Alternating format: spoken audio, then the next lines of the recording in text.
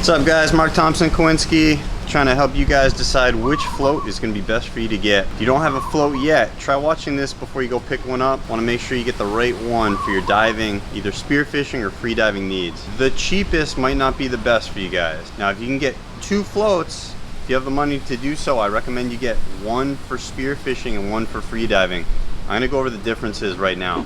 First up, we got a really nice spearfishing float.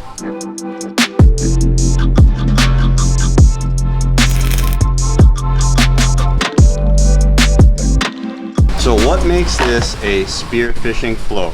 Diving flag, which you always have to have, especially in the state of Hawaii. We got your clips here. These are tuna clips. Tuna clips in the front.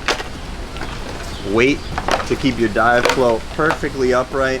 Nice thing about a spearfishing float is it moves really easily through the water. It's really easily to pull through the water, not a lot of surface area, but it's still really buoyant.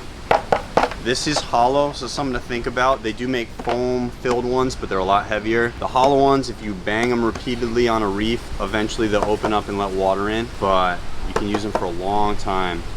All right, I just got this one. That's why it looks brand new, because the last one I attached to my kayak. It was my friend's Scooter's, and didn't notice it came off the back of the kayak. I must not have attached it well, and away it went. You're gonna attach this, ideally, some kind of rope. We got a float line versus just a regular. This is a lot cheaper, and this you're gonna attach to your little anchor that you're gonna use. So when you're swimming around, okay, we got this attached real well. You're pulling the float by your little anchor. And then when you find a good spot with good structure that you want to explore, spearfish or freediving, you're gonna let this one down, ideally into a hole or in the reef so it doesn't float away on you guys. But this little guy is more than enough weight to hold this. Even though this looks small, this is gonna hold, this is where you're gonna put your fishing stringer, and this is gonna hold a lot of fish. So unless you're coming away with 50, 100, 200 pounds of fish, this float is gonna hold.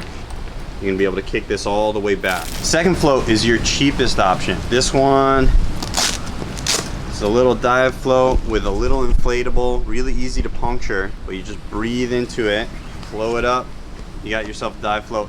It can't hold as much as the other float. Still gotta attach your flag to it.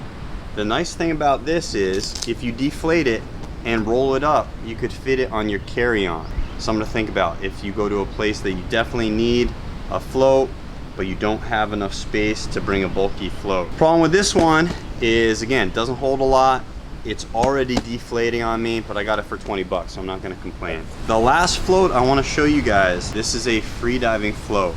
If you're freediving, you can still use either of the spearfishing floats until you wanna use a line. And if you're gonna dive a line, which means a rope that you attach, just like I have, to the bottom of your freedive float with a weight at the bottom. Neither of these floats will be able to handle it. Only a true freedive float. This is an FII float I've had for a long time. The zipper no longer works, but it still works. But I want to show you guys at the end of the rope, if you're diving a line, you're gonna attach a weight. It is a bit of a pain to kick out, but this huge inner tube you can see inside the float does more than enough for buoyancy to be able to kick out with a 25-pound weight. So again, if you're diving a line, this is your only option. Runs about 100 bucks. Inner tubes will run you 10 to 15 bucks a tube, unless you know a place that you can get them a lot cheaper.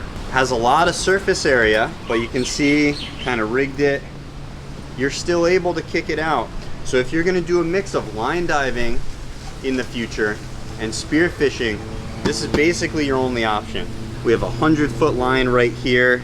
I like using flasher tape for my depth markers. 100-foot line fits with the weight and the rope as well that we're gonna kick it out with, all within the freedive float. So a couple types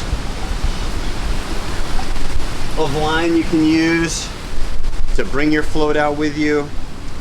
This is like 20 bucks. I think this is 30 feet of rope. So for most places that we're going, especially a ledge, I like to put the dive float, anchor it to the ledge, and then you can dive into the depths. This is maybe 75 feet or so a float line. I think this runs about 75 bucks. The float line's nice because you can attach a gun without a reel. You could attach the gun directly to your float so you don't lose the gun. Otherwise, I don't really recommend it for your first float. Okay, along with the anchor, if you're going out from your car, I like having a little waterproof pouch. You can put your phone, you can put your car keys. So, to recap, the spearfishing float is going to be a lot easier to swim through the water. It's a lot faster, requires less effort. The freedive float can handle more gear, it can certainly handle more weight, and if you're line diving, that's the only option for you.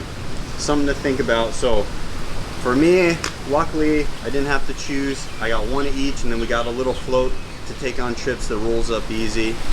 For you guys, if you're gonna line dive, get that freedive float.